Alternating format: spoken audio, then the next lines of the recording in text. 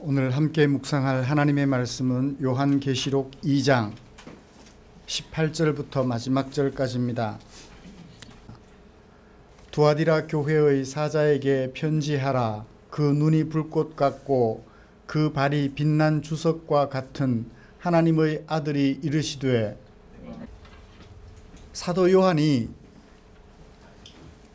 자기가 섬겨야 할 교회를 머릿속에 그리며 그들의 모습을 자세히 살펴보아 그들에게 꼭 필요한 권면의 메시지를 담고 있는 것이 무슨 책이라고요? 요한계시록이라. 자기가 섬겨야 할 교회의 모습을 꼼꼼하게, 누구의 눈으로요? 예수님의 눈으로 잘 살펴본 다음 그들에게 필요한 권면을 전하고자 쓴 편지가 바로 요한계시록이라는 것입니다.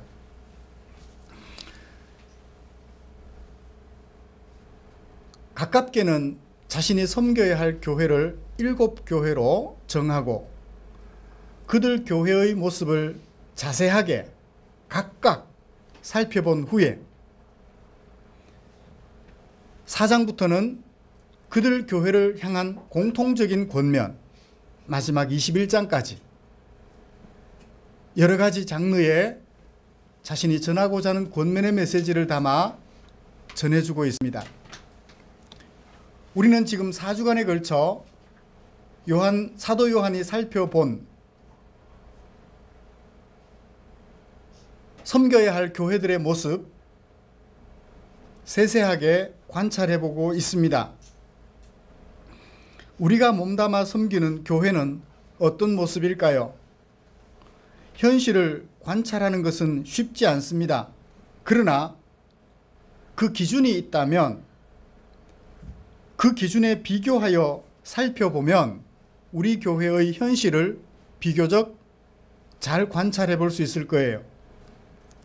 그리고 그 교회들을 향한 권면의 말씀이 있다면 오늘 우리가 속한 교회를 바르게 세워가는데 매우 유익하게 활용할 수 있을 것입니다.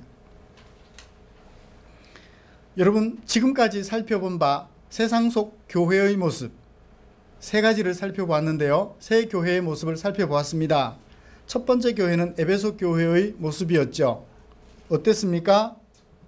거짓을 구별하고 악한 자들을 용납하지 않는 그런 날카로움, 그것이 있는 반면 처음 사랑을 잊어버렸다고 했습니다. 그래서 기존에 보여주었던 그 날카로움과 예리함이 별로 의미 없게 된 것처럼 그렇게 얘기를 해줬었죠. 에베소 교회의 모습이었습니다. 세상 속 서문화 교회의 모습은 어땠습니까? 자칭 유대인이라 하면서 그리스도인들을 감옥에 가두는 등의 지속적인 협박과 또 어려운 경제생활 속에서도 부유한 자인 것처럼 협박에 굴하지 않고 당당하게 그렇게 신앙생활을 지켜갔던 서문화 교회의 모습이었습니다. 그리고 3번째, 버가모 교회의 모습은 어땠습니까? 동료 그리스도인이 순교를 당하는 현장에서도 신앙을 고백할 만큼 대단했지만, 그러나 정작 발람처럼 다른 사람들로 하여금 우상의 제물을 먹고 음행에 동참시키는 등 시험에 빠지게 만들었던 거예요. 순교를 각오하는 현장에서 신앙을 고백하는 담대함이 있었던 반면에 생활 속에 들어가서 자신이 좋지 않은 일에 빠지는 것은 물론 다른 사람들이 좋지 않은 일에 빠지도록 시험에 빠지도록 함정을 파는 그런 역할을 하였던 교회라는 것을 살펴보았습니다. 이렇게 세상 속 교회의 모습을 살펴보면서 우리 교회를 점검하기 원하는 우리에게 하나님께서는 요한계시록 2장 18절부터 29절까지 말씀을 주셨습니다. 저는 이 본문을 가지고 세상 속 교회의 모습 네 번째라는 제목으로 설교하려고 합니다. 말씀을 나누는 중에 하나님의 은혜가 충만하시기를 소원합니다. 본문의 구절을 잘 좀 살펴보죠.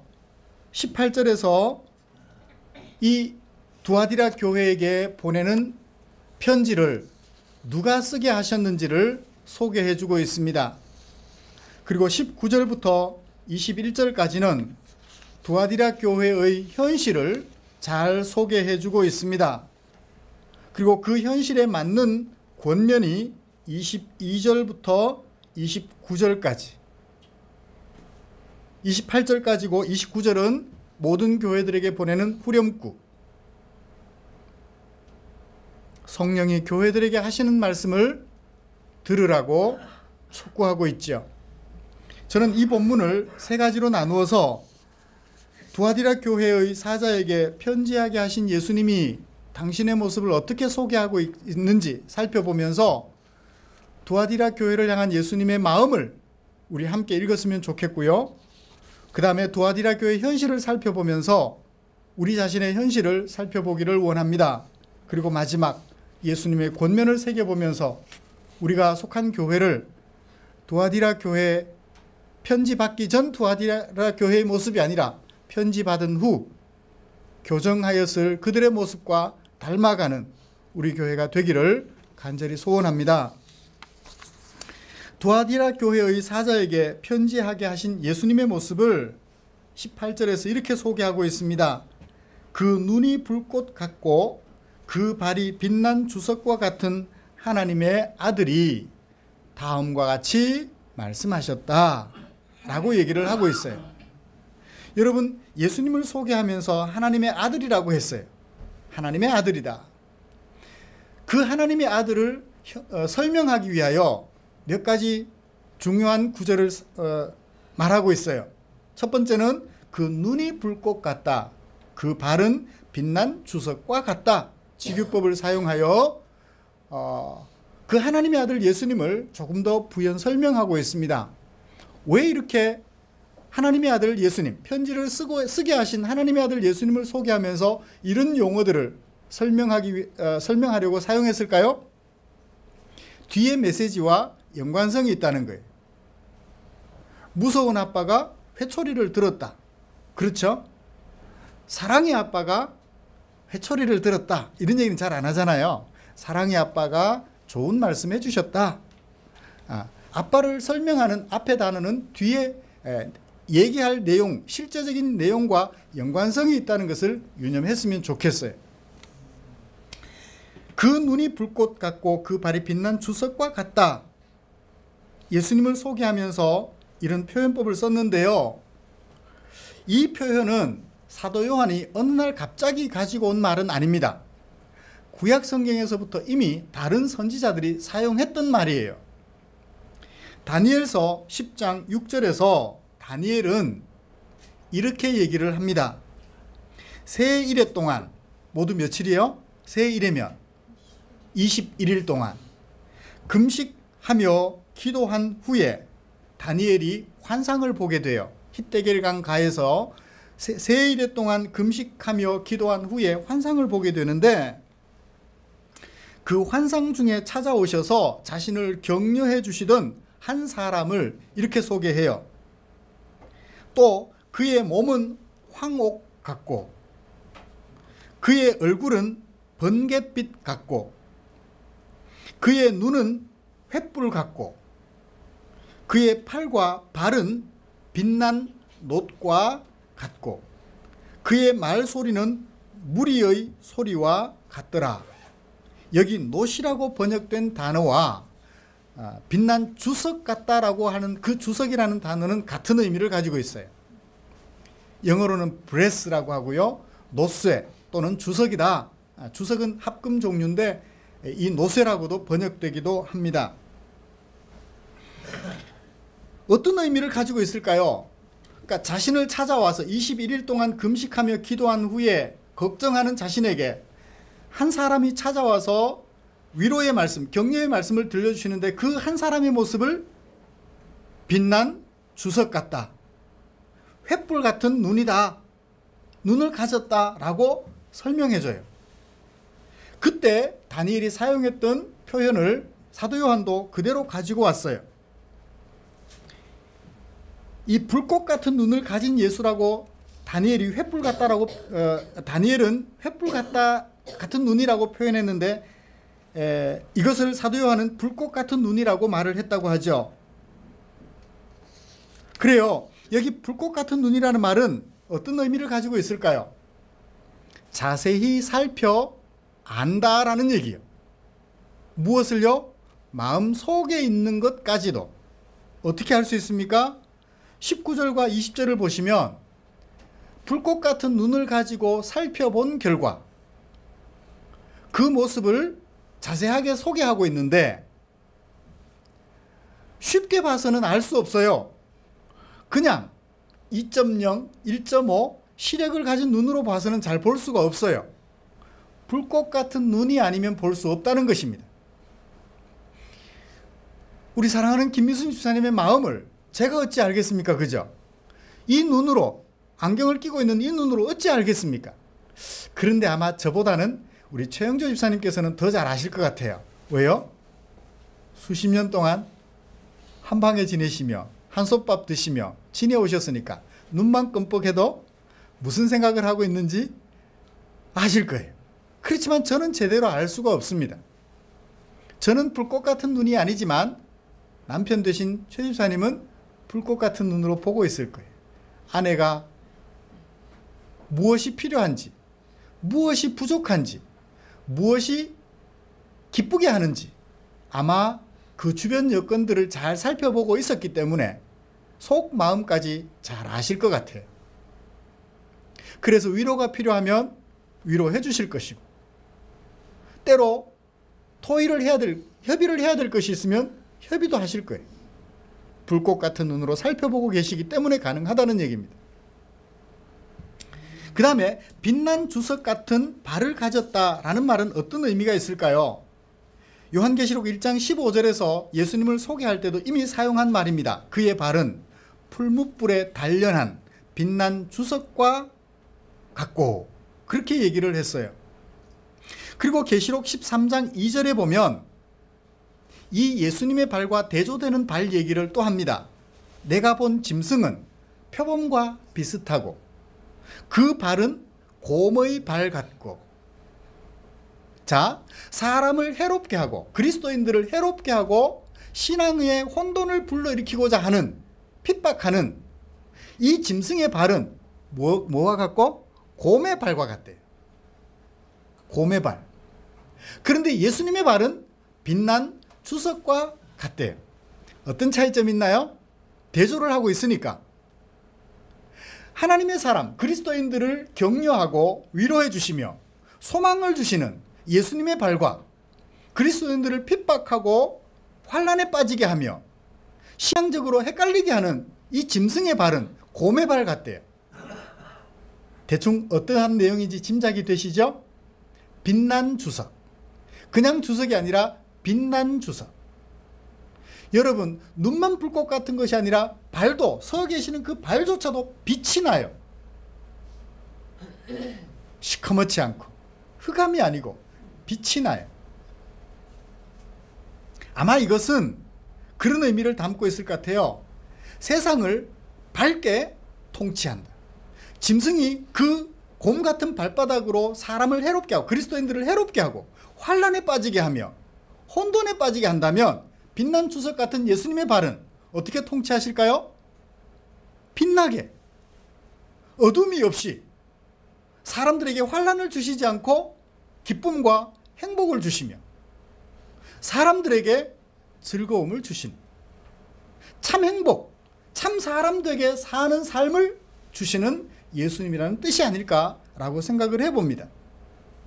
사랑하는 성도 여러분, 우리가 믿는 예수님은 불꽃 같은 눈으로 우리의 내면을 살펴보시며 빛난 모습으로 우리를 잘 다스려 우리로 환난에 빠지지 않게 하시며 우리로 혼돈에 빠지지 않게 하시며 우리로 밝은 세상에서 밝은 생각을 가지고 살아갈 수 있도록 통치하시는 분이신 줄 믿습니다.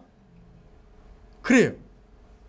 우리의 내면을 잘 살펴, 불꽃 같은 눈으로 잘 살펴 우리를 의의 길로, 진리의 길로 인도하여 어떤 환난 속에서도 굴하지 않고 믿음을 지켜가는 사람들로 다스려 주실 예수님. 자, 이 예수님께서 두아디라 교회의 현실을 어떻게 분석하고 계시며 그들을 향하여 어떤 권면을 전해주시는지 살펴보십시다. 예수님께서 살펴본 두아디라 교회의 현실, 그래서 사도 요한이 그 메시지를 예수님으로부터 받아서 우리에게 소개해주고 있는 두아디라 교회의 현실을 살펴보십시다. 내가 안다. 예수님이 살펴보시고 불꽃 같은 눈으로 살펴보시고 아신대요. 무엇을 하실까요? 모두 몇 가지를 기록하고 있나요? 6가지를 기록해요. 자, 첫 번째 뭐죠? 너의 사업을 아신대요. 두아디라 교회가 하고 있는 일을 아신대요. 무슨 일을 하고 있는지, 그것이 자기 명예를 위한 것인지, 그것이 자기의 이익을 위한 것인지, 아니면 그것이 교회의 유익과 하나님의 나라를 위한 것인지 그 일을 아신다는 거예요. 일의 내용을 아신다는 얘기는 아니겠죠? 그렇죠? 뭐 제자 훈련을 하는지, 또는 제자 훈련을 안 하고 뭐 가족교회를 운영하는지 그 일을 하신다는 게 아신다는 것이 아니라 그 일의 내면을 아신다는 거예요. 불꽃 같은 눈으로. 여러분, 공부를 해요. 우리가 학생들이 왜 공부해요? 대체로 보면 하나님을 알지 못하는 아이들은 자기 이익, 많은 돈을 벌려고, 좋은 직장에 취직해서 많은 돈을 벌려고 공부를 해요. 그런데 우리 그리스도인들은 왜 공부를 해요? 법을 열심히 공부해서 돈이 없어도 행하지 않은 불의를 죄 있다라고 인정되지 못하도록 막아내고, 돈 있다고 나쁜 일을 하고도 죄 없는 것처럼 풀려나가는 사람들을 잡아다가 감옥에 가두는 그 일을 하여 이 세상에 공평과 정의를 실천하려고 공부를 하는 거예요. 목적이 다르죠? 그 하고 있는 일을 아신다는 거예요. 그 다음에 또 뭘 아시나요? 사랑을 아신대요. 두아디라 교회 성도들이 사랑이 참 많았던 것 같습니다. 또 무엇도 아시나요? 믿음도 아신대요. 또 무엇도 아시나요? 섬김도 아신대요. 사람들끼리 서로를 얼마나 잘 섬기고 있는지. 누가 어려움을 당했다는데 그 자녀들이 예수를 안 믿어요. 그럼 어떻게 해요?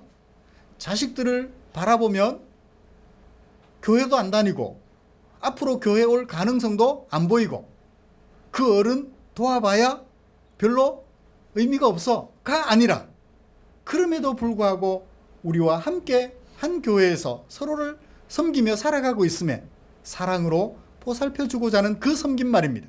대가를 바라지 않는 섬김이요. 또 무엇을 아신대요? 인내를 아신대요. 마지막으로 무엇을 아신대요? 나중의 행위가 처음에 그 행위보다 훨씬 더 많다. 처음에 잘했던 것보다 세월이 지나가서 잘하는 것들이 어떻다? 더 많다. 좋은 거예요? 나쁜 거예요? 그래요. 신앙생활 시작할 때 잘했던 것 한두 가지라면 신앙생활의 연륜이 쌓이면 쌓일수록 잘하는 것들이 더 많을 때 우리는 그런 사람을 성숙해 가는 사람이라고 말을 하죠. 이 두아디라 교회는 그 모습을 예수님께서 살펴본 결과 어떻습니까? 매우 아름다운 교회 같아요. 일의 목적도 분명하고 믿음, 사랑, 섬김, 인내, 나중의 행위가 성숙한 사람의 모습으로 보여지고 있습니다. 이것만 보면 불꽃 같은 눈으로 보신 예수님이 아닌 것 같아요. 무엇 또 보셨나요? 20절. 그러나 네게 책망할 일이 있노라. 그런 가운데 부족한 점을 예수님은 발견하신 것 같습니다. 어떤 눈으로 보시니까? 불꽃 같은 눈으로 보시니까. 불꽃 같은 눈으로 보시니까 부족한 점이 보였어요. 그렇게 좋았는데 6가지나 발견할 만큼. 어떤 일이 책망할 일인가요? 이세벨을 네가 용납함이니. 이세벨을 용납하고 있다는 거예요. 도대체 이세벨이 어떤 사람이길래 이세벨 용납하는 게 잘못된 것일까요? 책망받을 일일까요? 좀 전에 우리는 무엇이 두아디라 교회의 좋은 모습이라고 했나요? 섬김이라 그랬잖아요. 이세벨도 교인이라면 섬기면 좋잖아요. 용납하고 섬기면 좋잖아요. 그런데 왜 이 이세벨만큼은 용납하고 섬기면 안 돼요? 문제가 있기 때문에 그렇다. 짐작할 수 있어요. 문제가 있기 때문에 용납하고 섬기면 안 된다는 얘기를 하고 있는 거예요. 도대체 이세벨은 어떤 여자일까요? 이 여자 이름이에요. 여성 명사입니다. 헬라어나 영어에는 이름들마다 고유명사를, 이름을 고유명사라고 하는데 그 고유명사마다 여성형인지 남성형인지를 구분해요. 이 이세벨이란 여성형이에요. 실제로 구약시대의 여성의 이름이기도 했고요. 아합 왕의 왕후 이세벨이었습니다. 도대체 이세벨이 어떤 여자이기에 이 여자는 용납하면 안 되고 이 여자를 섬기면 안 될까요? 그 여자를 수식해 주는 것이, 설명해 주는 것이 5가지가 있습니다. 20절과 21절에서. 첫 번째, 이 여자는 어떤 여자예요? 자칭 선지자라 하는 여자예요. 자칭 선지자래요. 다른 사람이 인정해 줘서 선지자가 아니라 스스로 선지자래요. 저는 어디 가서 저를 소개하면서 뭐라고 소개할까요? 포항 충정교회를 섬기는 최상호 목사입니다 라고 소개를 해요. 저도 자칭 제가 최상호 목사라고 소개를 했네요. 괜찮아요? 교회, 공교회로부터 목사로 안수를 받고 그 안수받은 것을 근거로 다른 사람들에게 소개할 때 뭐라고 소개합니까? 최상호 목사입니다 라고 소개를 해요. 자칭 소개하는 건 아니죠. 그런 면에서. 그렇다면 이 이세벨은 자기를 선지자로 인정해 준 데가 없는데 어느 날 갑자기 자기 스스로 내가 선지자요 라고 말을 했다는 얘기입니다. 누구도 그를 선지자로 세워준 적이 없어요. 그들이 나쁜 사람일지라도 선지자로 세워줬다면 세워준 자들이 있기 때문에 자칭 선지자라고 말하지는 않아요. 악한 자들에 의하여 세워진 악한 선지자, 그렇게 말을 하지 자칭 선지자란 말은 하지 않는다고요. 누구도 그를 선지자로 세우지 않았어요. 그런데 어느 날 갑자기 자기가 선지자래요. 그 다음에 이 여자는 또 어떤 여자인가요? 그가 내 종들을 가르쳐. 여기 내 종들은 누구요? 그리스도인들을 말해요. 사도 요한이 복음을 전했던, 사도 바울이 복음을 전했던, 기독교 복음을 전해 듣고 하나님의 백성이 된 그들을 누가? 자칭 선지자라는 이 여자가 가르쳤대요. 또 이 여자는 어떻게 했나요? 그 내 종들을 꿰어서 행음을 하게 했대요. 자칭 선지자라는 여자가 와가지고서는 성도들을, 사도 바울이 복음을 전하고 사도 요한이 복음을 전해서 그리스도인으로 만들어 놨더니 그 그리스도인들을 꿰어가지고 행음하게 만들었대요. 자기 부인이 아닌 다른 여자와 더불어 성관계를 가지도록 했다는 말이에요. 꿰었다는 말이에요. 유혹했다는 얘기예요. 또 어떤 일을 했나요? 우상의 제물을 먹게 하였대요. 이거 괜찮아, 먹어. 이 여자와 성관계를 해, 괜찮아 하고 그들의 마음에 위로를 해줬고, 그리스도인들은 그만 선지자라 하니까 그 근거도 살펴보지 않은 채 얼른 그의 가르침에 따라서 행음하고 우상의 제물을 먹어버렸다. 마지막으로 이 여자는 어떤 여자인가요? 또 내가 그에게 회개할 기회를 주셨지만, 예수님께서 그 이세벨에게 회개할 기회를 주셨지만 자기의 음행을, 그러니까 다른 성도들을 유혹해가지고 음행하게 할 뿐만 아니라 자기도 그렇게 음행을 했던 것 같아요. 하나님, 예수님께서 기회를 주셨지만, 회개할 기회를 주셨지만 회개하지 아니한 여자라, 그렇게 얘기를 하고 있습니다. 이 여자를 용납하여 이 여자가 가르쳐주는 대로 따라하고 있는 두아디라 교회 성도들이여 라고 두아디라 교회 현실을 파악해내고 있는 것입니다. 조금 설명해 드릴게요. 이세벨이 어떤 여자인지. 이 이세벨이 어떤 신학자들은 구약시대에 나오는 아합 왕의 왕후 이세벨을 상징적으로 말하는 것 같다. 이런 이세벨 비슷한 여자였던 것 같다라고 해석하는 사람도 있고, 아니다, 실제로 그 이세벨 같은 여자이기는 하겠지만 실제로 그 당시에 이세벨이라는 이름을 가지고 있는 여자다, 실존 인물이다. 그 하는 행동이 누구를 닮았어요?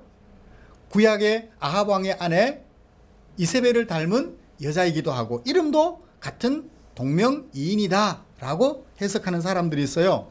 어떻게 해석해도 상관없을 것 같아요.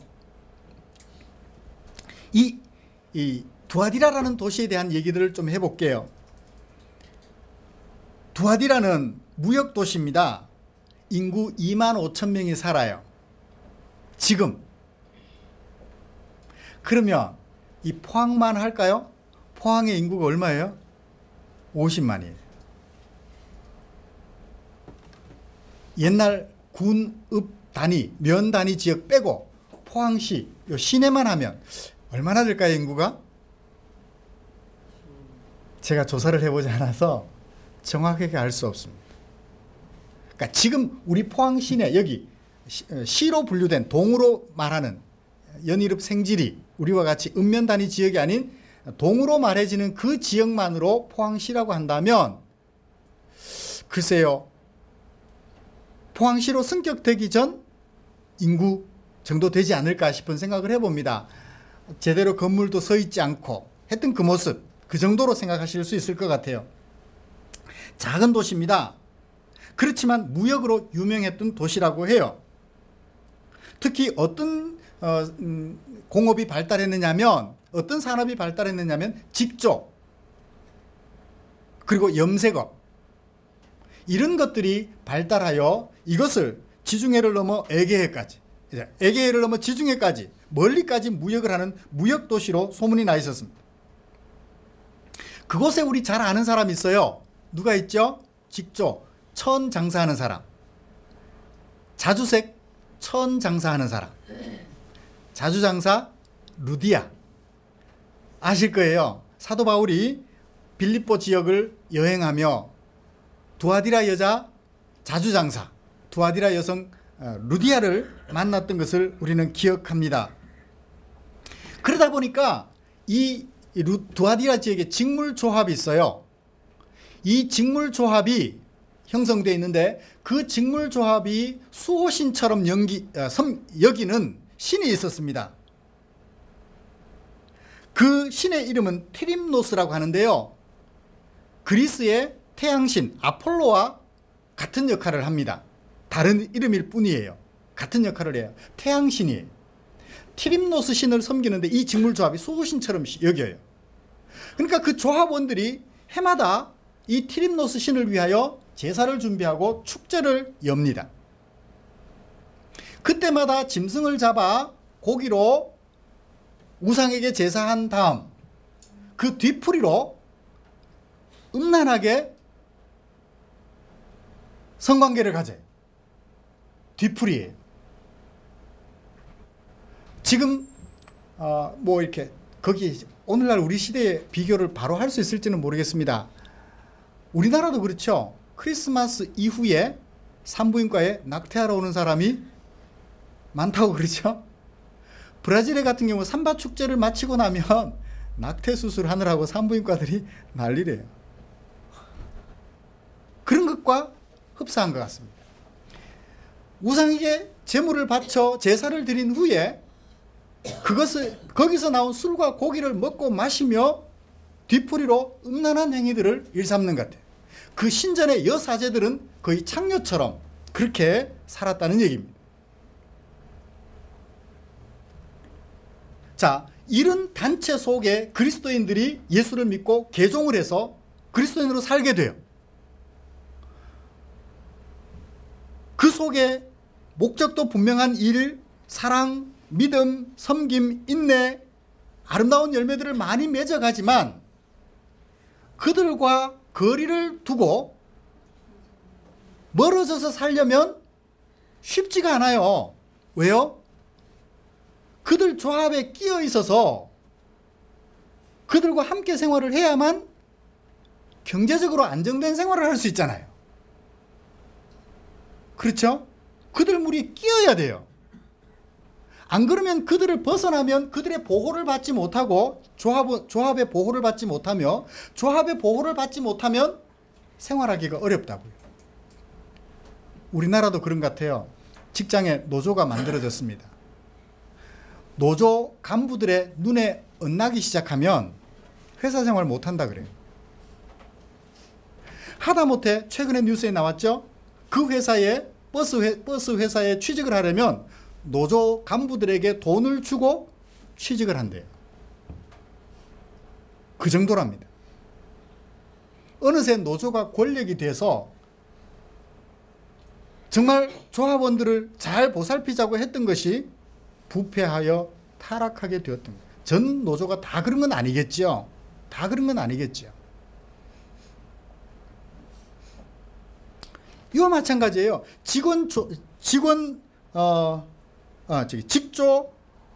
직물조합이라는 것이 있어서 그 조합에서 벗어나면 생활하기 어려우니까 신앙생활은 신앙생활대로 하고 그들과 짝하여 하는 대로 하는 거예요. 그냥 이것쯤은 해도 괜찮아, 이미 죄 용서 받았는데 뭘, 니골라당이나 이런 얘기들하고 비슷한 거예요. 그래요. 이런 조합, 직물조합이 보편화되어 있는 세상 속에서 그리스도인들의 생존은 어떻게 가능했을까요? 타협하지 않으면 생활하기가 쉽지 않다는 것입니다. 그래서 이렇게 된 것 같아요. 사랑하는 성도 여러분, 자, 이제 두아디라 교회의 현실을 살펴보았습니다. 오늘 우리 교회의 현실을 살펴보죠. 여러분들은 어떻습니까? 주일날 교회 오면 그리스도인 같아 보입니다. 그런데 세상 속에 나가면 세상 사람들이나 똑같아져요. 똑같아져요.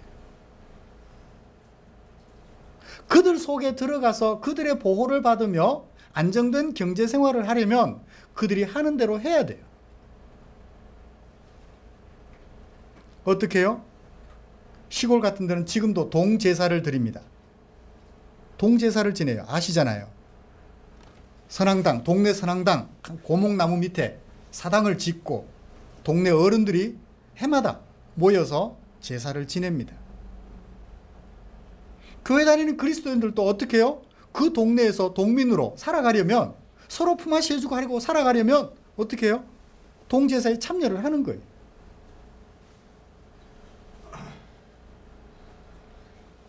그렇지 않고 그들과 격리되어 살아가고자 하면 왕따를 당할 수도 있으니까. 그래서 생계에 어려움이 생길 수 있으니까 타협을 하기도 해요. 그들이 하는 대로 살기 위해서. 어떠세요? 그들의 모습이 칭찬받을 일인가요? 책망받을 일인가요? 책망받을 일. 그렇다면 오늘 우리도 그와 비슷한 모양을 보여주고 있다면 우리도 책망받을 일이라고요. 누구에게? 예수님에게. 불꽃 같은 눈으로 우리를 살펴보고 계시는, 빛난 주석 같은 발로 우리를 다스리고 계시는 우리 주님에게 책망받을 교회가 되고 마는 거죠. 자, 이들을 향한 마지막 권면을 살펴보고 말씀을 정리하겠습니다. 볼지어다. 22절과 23절은 뭡니까? 갚아주겠다. 내리실 벌에 대한 얘기를 합니다. 그 다음에 26절과 28절은 상에 대한 이야기를 해요. 그리고 24절과 25절에서는 권면을 합니다. 회개하라, 굳게 잡아라. 회개하라, 굳게 잡아라. 무엇을 해서? 이 교훈을 받고 사단의 깊은 것을 알아서 누구를 굳게 잡아라? 너희에게 있는 것, 예수님을 내가 올 때까지 굳게 잡아라. 그것을 잡으면 뭐를 주고? 권세와 새벽별을 주고, 그것을 잡지 않으면 던져버리겠다. 던져버리겠다 라고 얘기를 해요. 여러분, 던짐 받든지 권세를 잡든지 새벽별을 잡든지 우리는 뭘 해야 되나요? 우리 예수님의 권면, 그 교훈을 마음속에 새겨 사단의 깊은 속뜻, 먹을 것, 생존을 빌미로 우리의 신앙을 유혹하고자 하는 사단의 빌미를 잘 알아 우리 예수님의 교훈을 끝까지, 우리 주님 오시는 그날까지 꼭 붙잡으면 되는 거죠. 그러면 우리에게 만국을 다스리는 권세도 주실 것이고 새벽별도 주신대. 이 새벽별은 계시록 22장 16절에 보면 나 예수는 새벽별이라 하시더라. 누구예요? 예수님을 새벽별이라고. 예수님을 안게 된다는 거예요. 신부가 기다리던 신랑을 안게 되는 것과 같은 얘기죠. 태중에 아기를 가지고 있던 엄마가 그 아기를 안아 가슴에 품는 것과 같은 것이죠. 너희가 새벽별을 받게 될 것이다. 우리가 기다리는 예수님을 품에 안게 될 것이라고 얘기를 하고 있습니다. 바라기는 생존을 위해서 그들과 타협하지 마시고 우리 구주 예수님만을 굳게 잡아 신앙을 견고하게 해가는, 그래서 이 편지를 받기 전에 두아디라 교회가 아니라 편지를 받은 후에 수정하여 아름다운 교회로 변했을 두아디라 교회 성도들과 같은 우리가 되시기를 주님의 이름으로 축원합니다. 기도하겠습니다. 하나님 아버지, 고맙습니다. 우리를 사랑하여 주셔서 이 귀한 두아디라 교회에 전해주셨던 편지를 우리에게도 전해주시고 우리 자신을 성찰하고 우리가 나아갈 바를 위하여 교훈으로 삼을 수 있도록 말씀을 주셔서 참 감사합니다. 남은 세월 살아가면서 세상과 타협하여 생존을 도모할 것이 아니라 우리 주님만 붙잡고 주님의 교훈만을 지켜 살아가기로 힘쓰는, 그래서 우리 구주 예수님을, 고대하던 구주 예수님을 우리 품에 안고 만국을 다스리는 진정한 통치자로서 남은 생애를 살아가는 당신의 종들 되게 해 주시옵소서. 우리 주님께 감사드리며 예수님의 이름으로 기도드리옵나이다. 아멘.